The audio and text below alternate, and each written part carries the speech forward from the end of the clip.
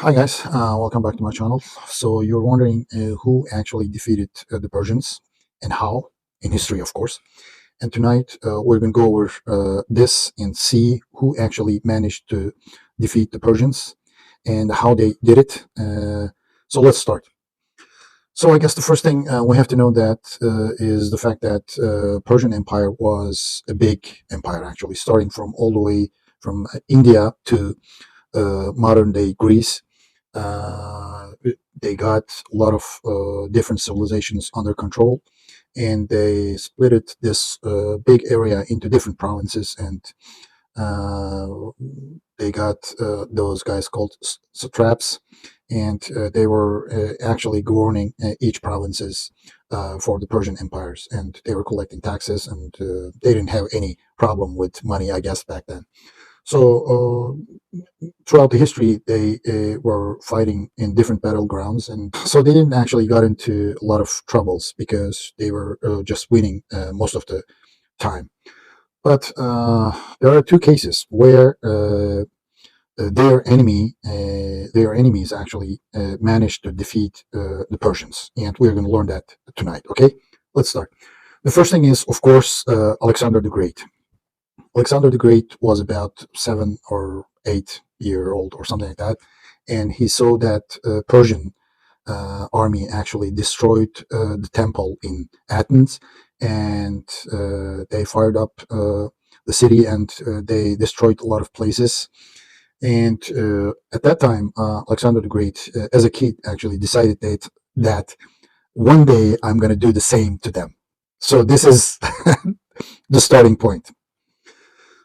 And when he got into age of 22, Alexander the Great uh, gathered around 40,000 men in his army, and they started marching from Pella, the birthplace of Alexander the Great, in Greece.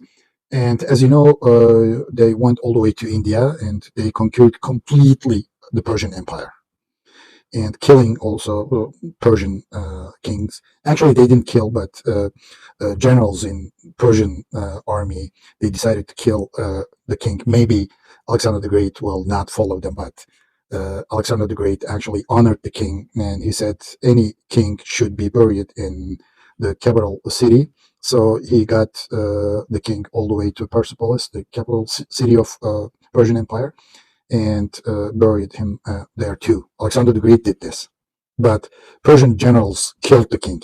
So that's another story. But the point here is the fact that you have to be very, very determined and really well organized against the Persian army. This is exactly what Alexander the Great did, actually, in many battlegrounds, starting from Granicus River in modern day Turkey. This is the first place where they were fighting with the Persians.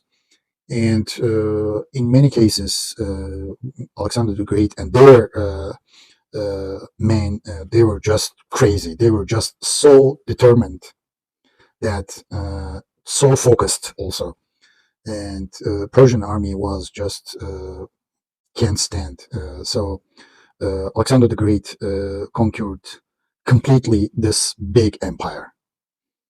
But in 10 years, after 10 years, as you know, he died, and in Babylon, most probably. And then, of course, everything just crumbled, and Persians again got their lands back. So this is the first thing we have to know. The Persian army can only be defeated if you are really well organized and really determined and focused for the target, and if you hit it too hard. Other than that, if you're just doing this for fun, as some people say, you're not going to be able to do anything, my man. That's the history. And the second case where the Persians actually defeated, before we get into this, before Islam started around 605, at the end of 500-ish, and at the start of 600, in Middle East, actually, East Roman Empire and Persians were fighting each other all the time. And from battleground to battleground, sometimes Persians were really winning, and sometimes Roman soldiers were winning. So they got into different wars for a long time before Islam started.